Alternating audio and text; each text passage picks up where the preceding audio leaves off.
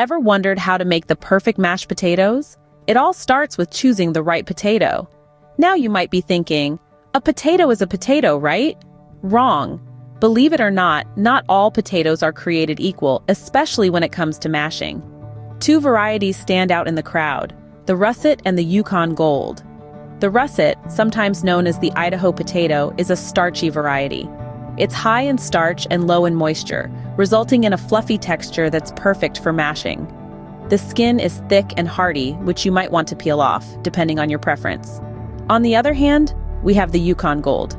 This is a waxy potato with a slightly lower starch content and higher moisture level.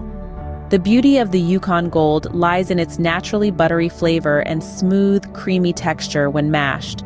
Its thin, golden skin is also edible and adds a nice touch of color to your mash. Now, when it comes to choosing your potatoes at the store, there are a few things to keep in mind. You want your potatoes to be firm to the touch, not soft or shriveled. Look for potatoes without sprouts or green spots, as these indicate that the potato is old or has been exposed to too much light. And finally, try to pick potatoes that are roughly the same size. This ensures that they all cook at the same rate, giving you a consistently smooth and creamy mash. So, whether you're a fan of the fluffy russet or the creamy Yukon Gold, remember, the key to perfect mashed potatoes lies in your choice of potato. It's not just about how you cook them, but also about starting with a great potato. Remember, the perfect mashed potatoes begin with the perfect potato. Choose wisely and you're halfway there. Now that you've got your potatoes, it's time to prepare them for cooking. Let's start by addressing the elephant in the room, the dirt. Potatoes are root vegetables and naturally they come with a bit of earth on them. It's crucial that we give them a good scrub under cold water to remove any lingering dirt. A clean potato is the first step towards a satisfying mash. Now, on to the great peel debate. There are two schools of thought here. Some folks swear by peeling their potatoes before cooking for a smooth, velvety mash, while others prefer to leave the skin on for a rustic, hearty style. The choice is yours, and there's no wrong answer. If you're going for that classic smooth texture, take a potato peeler and gently remove the skin, making sure to get rid of any eyes or blemishes. For the rustic style, just give your potatoes an extra scrub to ensure the skins are as clean as can be. Now that we've tackled the skin issue, it's time to get chopping. Cutting your potatoes into even pieces is key to uniform cooking.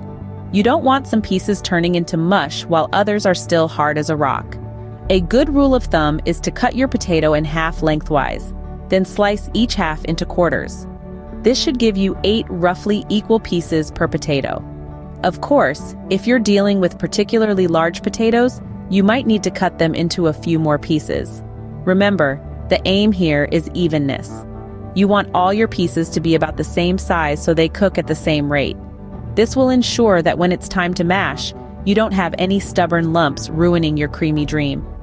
Prepared potatoes are ready to be transformed into a creamy delight. Let's move on to the cooking process. Into the pot they go. Cooking the potatoes correctly is crucial to your mash. Now you might be thinking, how hard can boiling potatoes be? Well, let me tell you, it's a little more nuanced than just dunking them in hot water. First off, you're going to want to use a large pot. This gives the potatoes plenty of room to move around, ensuring they cook evenly. Fill your pot with cold water, enough to cover the potatoes by about an inch. Why cold water, you ask? Starting with cold water allows the potatoes to heat up gradually, which helps them cook more evenly. Now it's time to turn up the heat. Bring the water to a boil and reduce the heat to a simmer. You don't want a roaring boil here. A gentle simmer is just right to get those potatoes nice and soft without falling apart. Now this is where patience comes into play. Depending on the size of your potatoes, this could take anywhere from 15 to 25 minutes. But don't you go setting a timer and walking away. The best way to check if your potatoes are done is by using a fork. By inserting it into one of the potatoes, you can feel if they're soft all the way through. If the fork goes in easily, they're done. If there's any resistance, give them a little more time. Avoiding overcooking is key here. Overcooked potatoes can lead to a gluey texture in your mash, and nobody wants that. So keep an eye on your pot and test your potatoes regularly. And remember, just like people, potatoes are unique. Some might need a bit more time to reach their full potential, while others are ready to go a bit sooner. It's all about finding that sweet spot. Properly cooked potatoes are the secret to a fluffy mash, so take your time and cook them just right. It's mashing time. This is where your potatoes start to take shape. If you're a lover of kitchen gadgets, you're in for a treat because there are several tools you can use to mash your potatoes. Let's start with the classic, the humble potato masher. It's simple, it's straightforward, and it gets the job done. Using a potato masher will give your mashed potatoes a lovely rustic texture, perfect for those who enjoy a bit of chunkiness in their mash. Next up, we have the ricer. Now, despite the name, this tool doesn't turn your potatoes into rice. Instead, it pushes your cooked potatoes through tiny holes, creating a light and fluffy texture. It's a bit like magic, really. The result?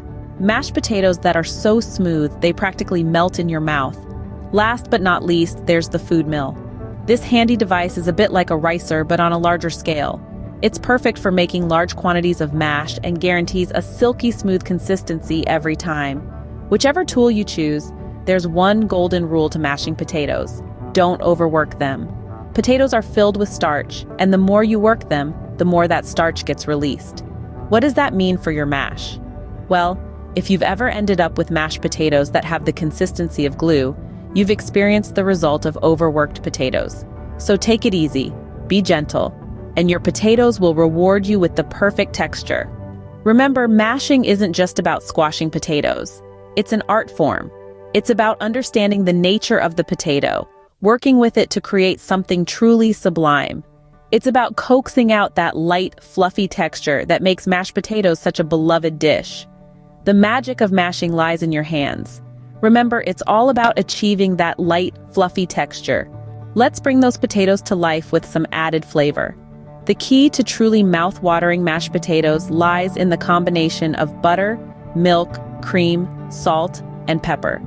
Butter is the heart and soul of this dish, adding a rich, velvety texture that's hard to resist.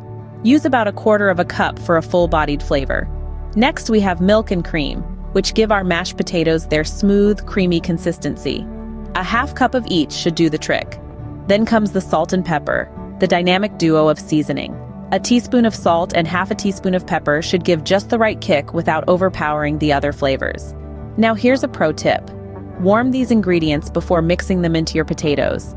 This helps the potatoes absorb the flavors more effectively, leading to a more consistent and delicious result. With the right balance of flavors, your mashed potatoes will be a hit at any meal. Now you're ready to serve up the perfect mashed potatoes. You've journeyed with us from choosing the perfect potato, through peeling and preparing, boiling to that perfect tenderness, and finally, the magical mashing process. We've added flavor with a dash of salt, a sprinkle of pepper, and a generous dollop of butter. But remember, the presentation can be just as important as the preparation. Maybe you fancy a home-style presentation, serving your mash in a rustic bowl with a pat of butter melting on top. Or perhaps you prefer a more gourmet approach, a sprinkle of fresh herbs, a dash of paprika, or a dollop of sour cream. The options are as endless as your imagination, allowing you to tailor your dish to your personal taste or the theme of your meal.